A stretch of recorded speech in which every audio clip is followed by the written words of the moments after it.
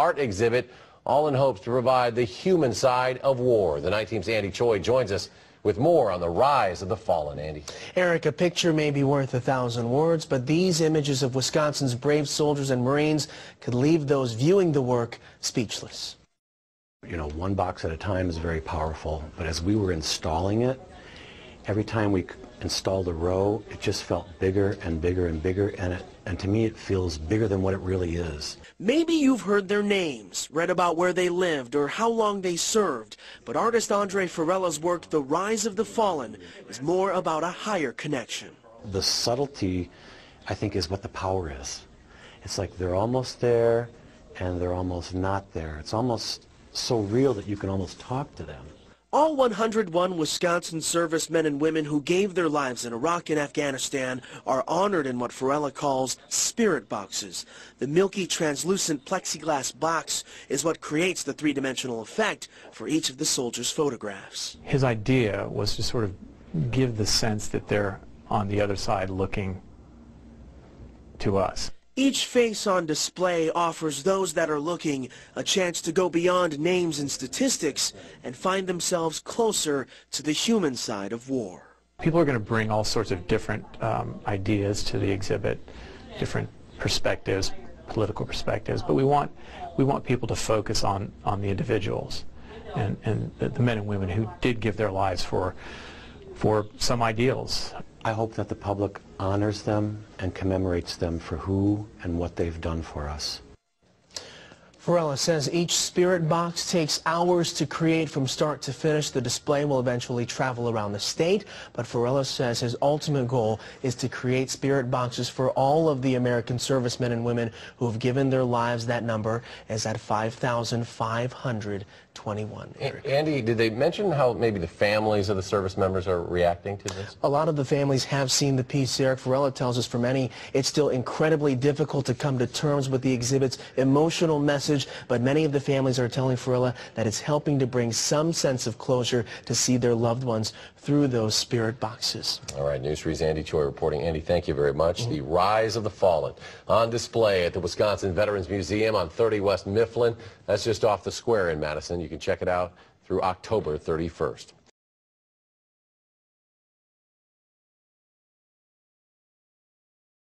Stand in here. That's a very comforting feeling. It's difficult to put into words the feeling of connection and peace I experienced while visiting Andre's studio. There was no spirit box of Shane in the studio, but I had a strong feeling of his presence and that he was at peace, which was very strange because I'm not that type of person, but it was there, trust me. The spirit box to me is the essence of who Shane was. It's not a portrait because that is so flat in comparison. The spirit boxes actually capture, you feel like you can reach out and touch them, and you can see more of who they were rather than a picture.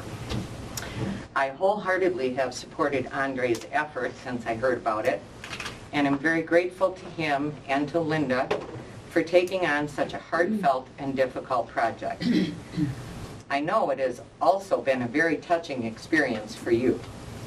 I hope these spirit boxes will bring peace and closure to other families of the fallen. I know it has helped me on my journey. Thank you.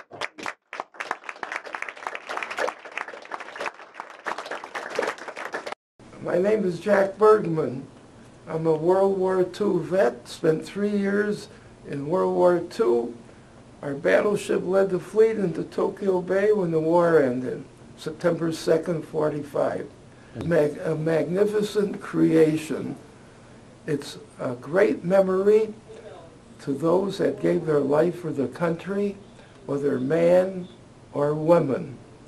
And their lives will live on forever. They're heroes, and their lives will be memorialized forever. And it's an honor to be a witness to it. Perhaps in Washington, alongside of the World War II which I was honored to go on the honor flight a year ago, the Korean War, the Vietnam War, and those memorials will be out forever. And I believe this particular exhibit and memorial would add credence to the beauty and the spirituality of the whole concept of memorials to veterans of all the wars, whatever they were. Amen. My name is Christanne Stone, and I'm here with my daughter, Cypress Stone, and just witnessing this beautiful wall of spirits that seems to be emanating. I've been to so many memorials, and this by far is the most powerful memorial that I have seen. Thank you. I'm a soldier out of Fort McCoy, Wisconsin, and by a great stroke of luck happened to be coming to the Veterans Museum while this display is out. And I can't tell you how moving it is. I get that lump in my throat when I see it, and I look at these faces and I see these men and women so brave and so full of life right there on the wall. You know, you could almost say, like, well, let me pull back that curtain that's there. They're there, and they were here, and they're going to live here. People are going to see these faces and remember these people, these beautiful faces, these beautiful soldiers, seamen, sailors, Marines who gave the ultimate sacrifice. It's a beautiful tribute. I'm very moved, and I would hope that this finds a place somewhere in Washington. Makes a great statement of our fallen. God bless them. This is for our freedom. No more wars. That's what we thought of.